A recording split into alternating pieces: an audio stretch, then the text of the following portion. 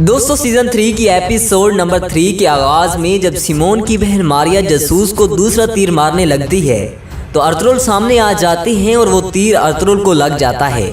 इसके बाद सिमोन के सिपाही अर्थरोल को चारों तरफ से घेर लेते हैं, लेकिन अर्थरोल जैसे ही उन काफरों से निमटते हैं तो उसके साथी भी आ जाते हैं और उन काफरों की धज्जियां बखेर कर रख देते हैं। बिलाखिर सिमोन और उसके खास सिपाही फिलिप को मुंह की खानी पड़ती है और वो अपने बिल में जाकर छुप जाते हैं।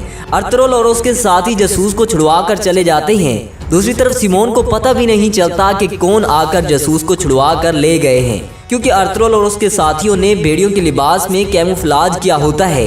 मारिया कहती है कि मैंने जासूस को तीर मारा है और उसका बचना नामुमकिन है। दूसरी तरफ अर्थरोल और उसके साथी रास्ते में एक जगह रुकते हैं और भेड़िए वाले लिबास उतार देते हैं। उस वक्त अर्थरोल जख्मी होता है। अर्थरोल जासूस के सर के बाल खंजर से काट देता है तो जासूस के सर पर कुछ लिखा होता है। तब हमसे पूछता है कि भाई ये किस चीज का निशान है। अर्थरोल कहता है कि ये हमारे दुश्मन का नाम है, बिप्तस्मा याया। दूसरी तरफ सिमोन जिंदा बकरे को लटका कर खुद नीचे बैठ जाता है और मारिया बकरे का गला काट कर सर जुदा कर देती है। इसके बाद जब बकरे का खून सिमोन के चेहरे पर पड़ता है तो सिमोन कहता है, ए खुदावन, मैं तुम्हारा गुलाम बिप्तस्मा याया हूँ। ए खुदावन, मैं तुम्हारे बेटे ईसा इब्ने मरियम का गुलाम हूँ, जो हमारी माँ मरियम की मुकद्दस सरजमीन यरूशलेम है वो मुसलमानों से हासिल करूँगा। मैं हैकल सुलेमानी दोबारा तमीर करूँगा।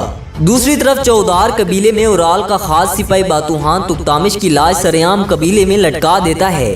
कबीले वाले लोगों के रोने पीटने पर उराल कहता है कि खामोश हो जाओ, मैदान के निडर जंगजू ततारियों, लोहे के दिल वाले शेरों, कल रात इस बेगैरत ने हमारे सरदार और कबीले के लोगों पर हमला किया और अपने मुंतकी अंजाम को पहुंचा। हमारे सरदार जानदार साहब पर हमले करने की कोशिश में यह कुत्ता दूसरों की इबरत के लिए यहीं लटका रहेगा।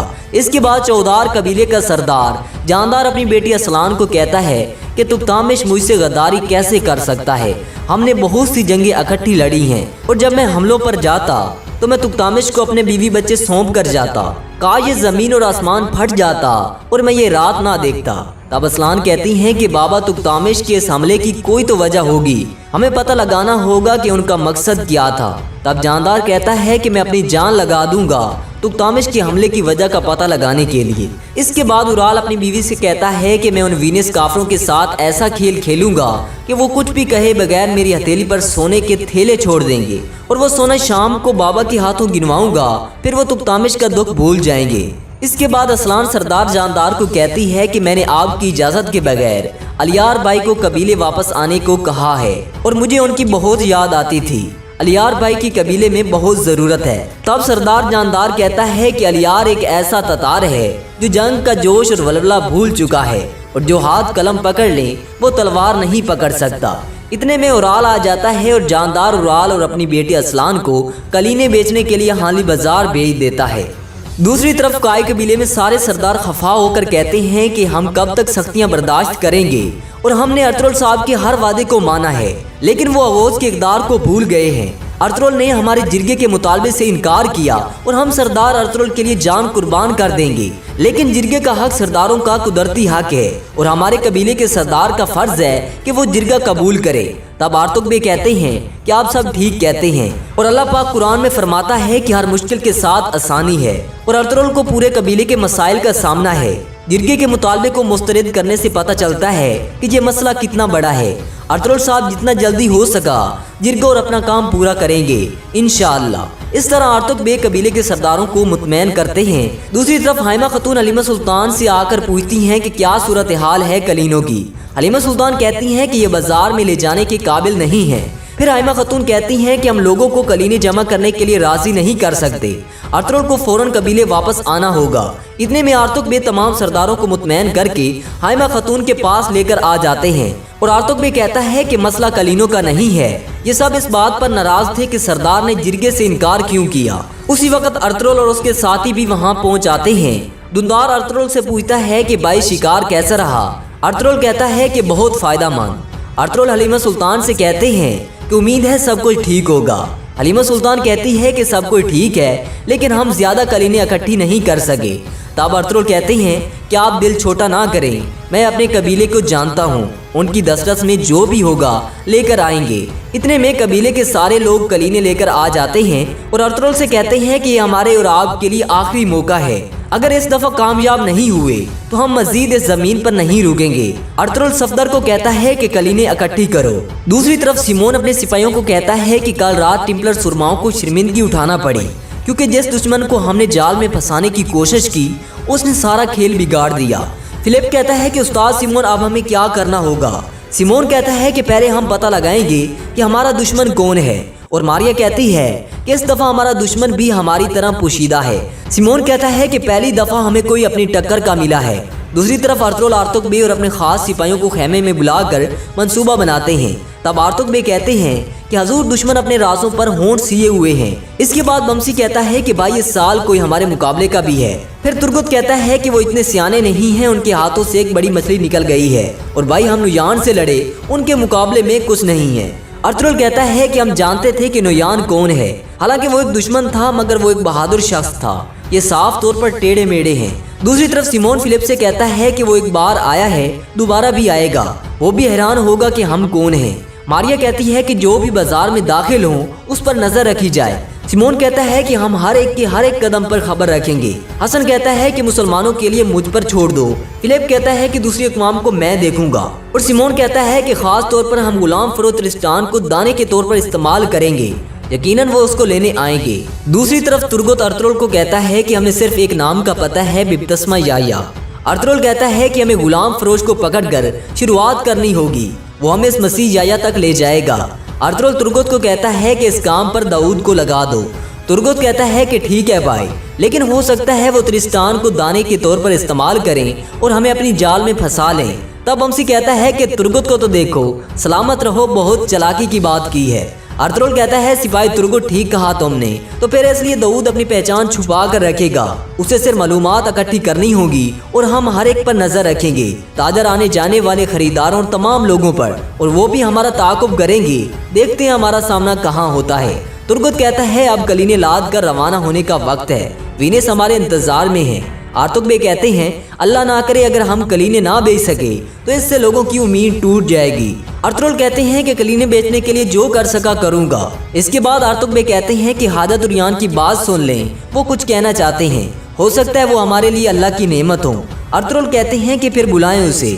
हाजत उरियान आकर बैठ जाता है और अर्थरोल को बताता है कि जैसा मैंने पहले कहा था कि आपने जो मेरे लिए किया है उसका एहसान कभी नहीं उतार सकता। मेरे पास एक मंसूबा है, एक छोटी सी नदी है दरिया के शुरू में, दर्जनों चीड़ के दरख्त हैं और सरमी दरिया के बिस्तर पर सोने की डालियां हैं, वहाँ सोना बस उबल रहा है, इसलिए अगर आप मुझे ज़रूरी औजार मुहैया कर दें तो मैं सोना आपके लिए निकालूंगा। अर्थरोल कहता है कि तुम्हें क्या क्या चाहिए। हाजत उरियान कहता है बड़े बड़े क्रमची थैले, एक छानना और एक बड़ा हथौड़ा, फिर हम पहाड़ी की खुदाई करेंगे। अर्थरोल कहता है कि तुम्हें जो भी चाहिए बाजार से जाकर ले लो। दूसरी तरफ उराल और उसकी बहन असलान भी कलीने लेकर बाजार में आ जाते हैं। असलान उराल को कहती है कि हम इतना सारा सामान ले आए हैं, अगर ना बिका तो। उराल कहता है कि इस बाजार में ऐसी कोई चीज़ नहीं जो उराल बेच ना सके। उराल असलान से कहता है कि अच्छा वीनेस मेरा इंतजार करते होंगे। आगे से असलान कहती है कि मैं भी साथ आऊंगी। उराल कहता है कि मुझे सिमोन से कोई जाती मसले पर बातचीत करनी है, बतूहान तुझे बाद में ले आएगा। दूसरी तरफ अलियार भी कबीले में पहुंच आता है। चौदार कबीले का सरदार जानदार अपने बेटे अलियार को मिलकर बहुत खुश होता है। अलियार अपने बाबा को कहता है कि अल्लाह पाक का शुक्र है कि आप तंदुरुस्त हैं। अलियार की नज़र जब तुक्तामिश की लटकी लाश पर पड़ती है तो अफसुर्दा होकर अपने बाबा से कहते हैं कि तुक्तामिश को किसने मारा है। तब चुल्पान खतून कहती हैं कि इसे उसकी गद्दारी की सज़ा मिली है। अलियार कहता है कि कैसी गद्दारी। सरदार जानदार कहता है कि कल इसने मुझे और तुम्हारे भाई को मारने की कोशिश की। तब अलियार कहता है कि ये कैसे मुमकिन है बाबा। सरदार जानदार कहते हैं कि शायद भाई की गद्दारी मेरी किस्मत में थी। चुल्पान खतून कहती हैं कि उराल साहब ने इसे इबरत के लिए यहाँ लटकाया है। तब अलियार अपने बाबा जानदार से लाश को गुस्ल देकर दफन करने की इजाज़त लेता है और सरदार जानदार इजाज़त दे देता है कि उसे गुस्ल देकर जनाजे के बगैर दफन कर दो। दूसरी तरफ सिमोन उराल को कहता है कि मैं तुम्हारे लिए वीनेस के ताजिर लाया हूँ। इतने तक रिकार्डो वीनेस आ जाता है और सिमोन को गले मिलता है और सिमोन कहता है कि मैं आपको चौदार कबीले के सरदार के बेटे उराल से मिलवाना चाहता हूँ। इतने में उराल का सिपाही कलीने वीनस को दिखाता है। वीनस कहता है कि एक कलीन के 2 सोने के सिक्के। उराल कहता है कि मैं 3 सोने के सिक्कों से काम नहीं बेचूंगा। वीनस कहता है कि मैं इन्हें 3 सोने के सिक्कों के काबिल नहीं समझता। उराल कहता है कि तुमको इससे बेहतर कलीने पूरे बाजार में नहीं मिलेगी और तुम्हारे इरादे तब्दील हो जाएं तो तुम जानते हो कि मैं कहाँ मिलूंगा। इसके बाद असलान अपने भाई उराल को कहती है कि 3 सोने के सिक्के से क्या मुराद है? क्या हम बाबा से इस बात पर मुत्तफिक हुए थे? अगर हम खाली हाथ गए तो बाबा क्या कहेंगे? उराल कहता है कि जिस चीज का तुमको पता नहीं उससे दूर रहो। तुम्हारा काम कलीने बनाना है और मेरा काम तिजारत करना है। और वो कलीने लेकर जाएंगे, मेरे पास कुत्ते की तरह दो मिलाते हुए आएंगे और मुझे मेरी मतलूबा कीमत अदा करके ले जाएंगे। दूसरी तरफ जब अलियार तुक्तामिश को गुस्ल देने लगता है तो उसके पाँव देखता है और आंखें देखता है जो सुर्ख होती हैं और उसके बाद मुंह खोलकर जबान देखता है तो जबान का रंग गहरा नीला होता है। अलियार को पता चल जाता है कि इसको कुछ जहरीली चीज पिलाई गई है। दूसरी तरफ सिमोन का गंजा सिपाही ऊंट पर बैठकर आवाजें लगा रहा होता है कि ईसा मसीह के गुलामों, ए मूसा के ताजिर बेटो, ए मोहम्मद सल्लल्लाहु अलैहि वसल्लम के बहादुर जंगजुओं। सिमोन कहता है कि इस बाजार में ताजरों का माल उसके पास इमानत है। कल रात जिन गुंडों ने हमारे बाजार को खराब किया उनको जल्दी सजा मिलेगी। अगर कोई उन्हें देखे या पहचाने वो फौरन हमें इत्तला करे। उसी वक्त अर्तुगरुल अपने साथियों के साथ बाजार में आ जाते हैं। असलान उराल को कहती है कि अगर वीनस तुम्हारे पास ना आए और कलीने ना ले तो बाबा क्या कहेंगे? उराल असलान से कहता है कि अपना मुंह बंद रखो। अर्तुगरुल अपने साथियों के साथ जब उराल और असलान के पास आते हैं तो उराल कहता है कि क्या ये काई कबीले का सरदार अर्तुगरुल हैं?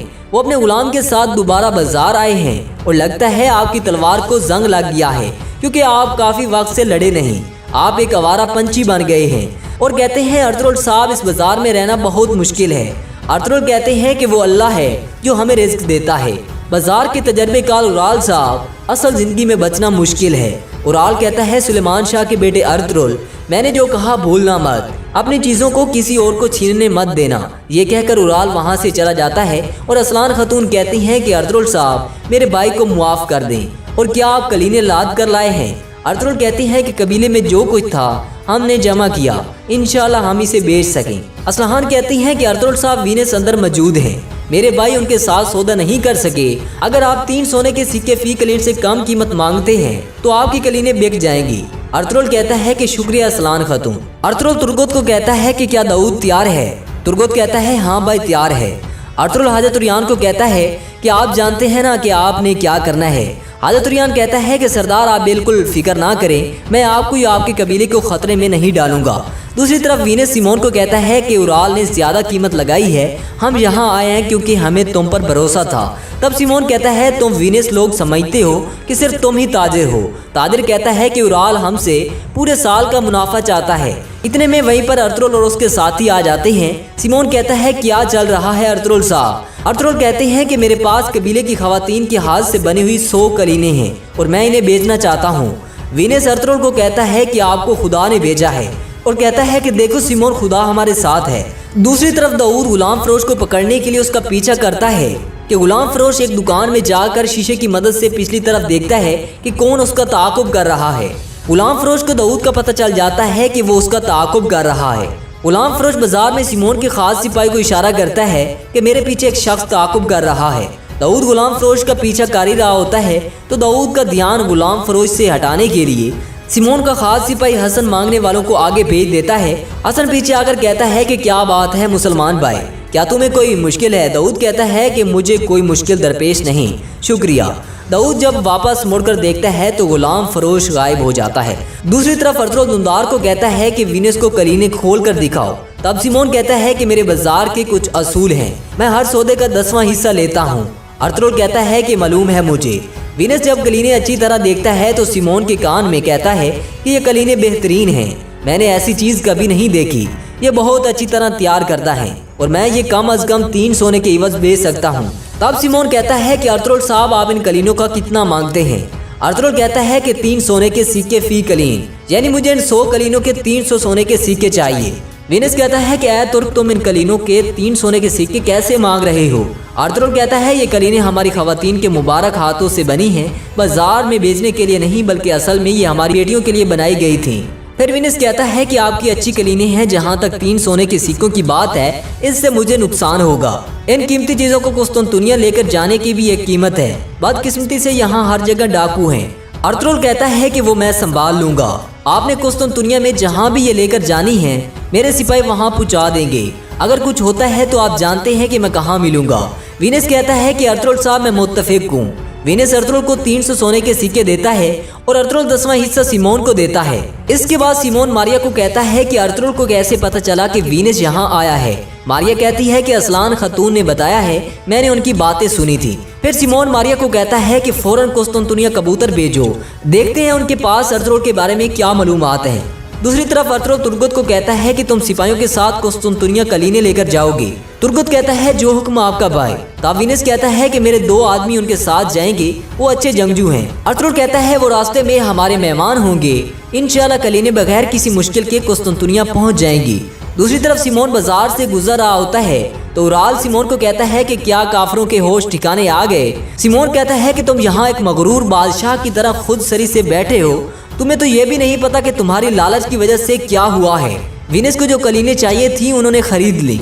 तब उराल के पाँव से जमीन निकल जाती है और गुस्से से सिमोन से पूछता है कि विनिस ने किस से कलीनें खरीदी हैं, कौन है वो जलील। सिमोन कहता है अर्तुगरुल, और अर्तुगरुल की कलीनें उस कीमत पर बिकी हैं जो तुमने शुरू में मांगी थी। उसने 3 सोने के सिक्के फी कलीन के इवज बेच दी, कुल मिलाकर 300 सिक्के। और मेरे लिए ये अहमियत नहीं रखता, मैंने तो मुनाफा कमा लिया है। तब उराल कहता है कि अर्तुगरुल को कैसे पता चला कि विनिस कलीनें खरीदेगा।